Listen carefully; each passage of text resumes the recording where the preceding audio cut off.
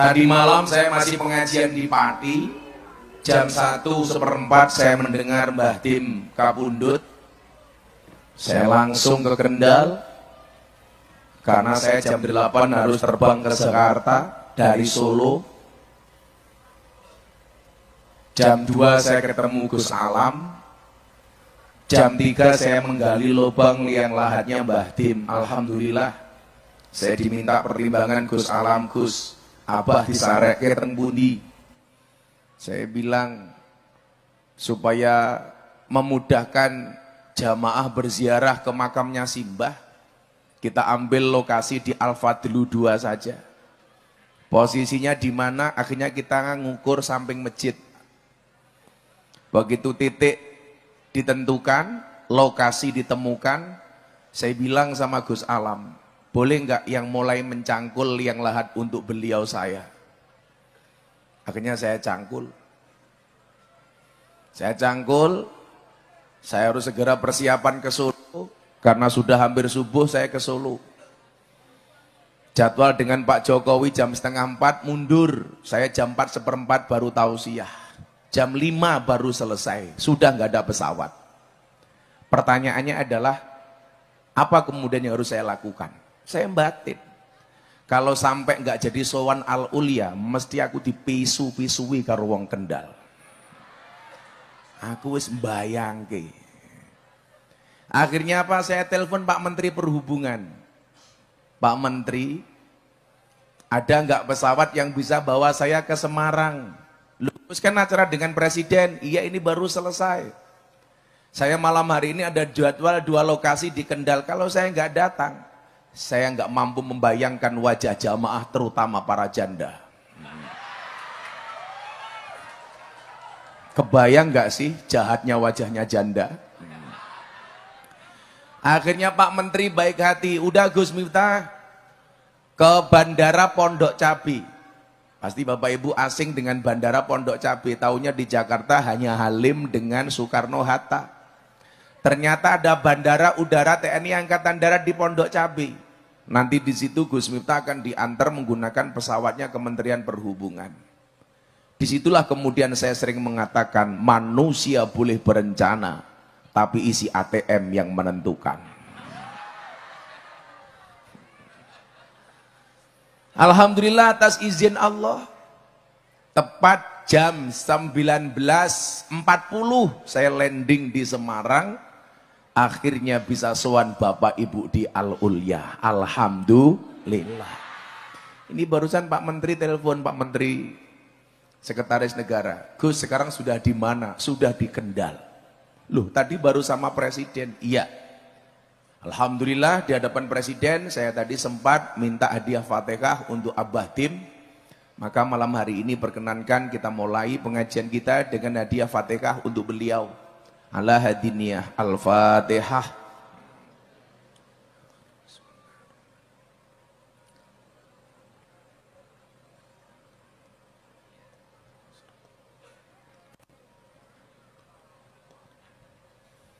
Bapak Ibu yang saya muliakan, kalau kita tengok sejarah betapa kemudian Imam Syafi'i menjadi kiai besar, salah satu wasilahnya adalah rasa mahabbah kepada gurunya Imam Malik.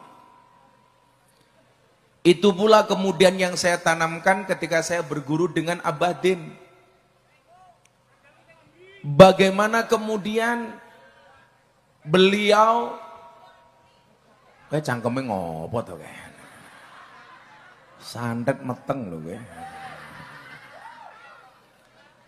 Bagaimana kemudian seorang Abah Dimyati Rais menjadi pembela ketika saya dicaci maki dan dihina.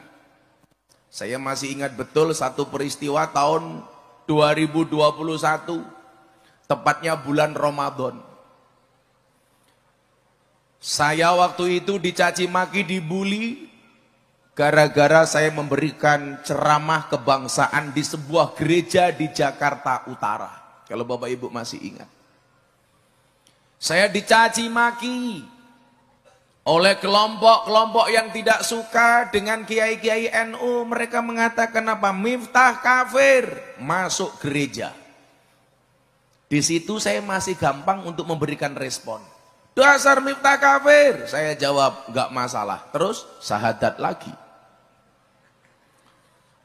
Yang menjadi problem kemudian adalah ketika saya salah membaca i'rab, membaca dalil dan salah i'rabnya.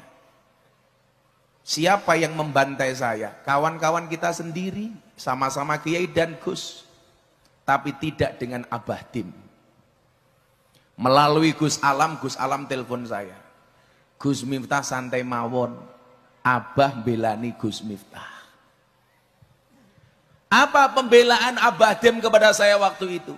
Abah Dim menceritakan kepada Gus Alam dan para ustadz yang ada di Al-Fadlu. Beliau mengatakan apa? Neng Ihya Kuwili, ketika Mesir dilanda kemarau panjang, semua kiai berdoa, sampai 29 ulama berdoa. Ternyata apa? Tidak ada satu ulama pun yang doanya diijabah oleh Allah. Sampai ada satu orang yang dianggap gila.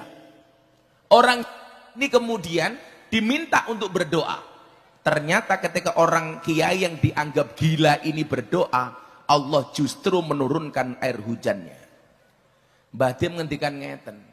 Lah kaya awake dhewe iki kuwabe saiki do mencaci Gus Miftah. Apa awakmu ora mikir, gegek sing dianggap wong edan kuwi malah Gus Miftah. Niki Mbah Dim. Ketika ditanya, nyuwun sewu nggih. Cerita sebelumnya. Sekitar hampir 1,5 atau 2 tahun yang lalu Mbah Dim niku gerah, Bu. Iki kok mikir modar kayak mikir dibayar apa durung ta iki. Niki tugi operatornya pundi. Kok kadang-kadang ngurip, kadang-kadang ono. Itulah bedanya cewek sama sound system. Sound system diragati okeh ketok wujute, cewek diragati okeh diuntal kancane.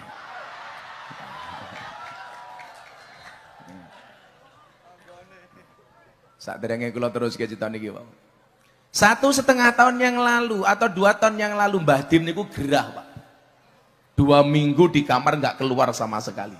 Ini kalau keluarga dalam atau santri yang dekat dengan dalam pasti perso. Sudah 14 hari Mbah Dim nggak keluar rumah, nggak kerso ke rumah sakit, nggak dahar. Keluarga sudah khawatir, Bunyai nangis, Mi nangis, Gus Alam nangis, semuanya nangis. Sampai 1 siang saya di WA sama Gus Alam. Gus, kulo angsal telepon boten. Kulo kaget, lu kok bahasannya agak mencurigakan. Akhirnya Gus Alam kulo telepon. Wonten apa Gus? Gus Alam nangis kulo telepon niku. Lu kok jenengan malah nangis niku wonten dawuh napa? Gus Alam cerita. Abah niku sakit. Sampun 14 hari tidak keluar kamar. Tidak mau ke rumah sakit, mboten kersa dahar. Kula melu nangis. Kula matur, wonten dawuh napa damel kula?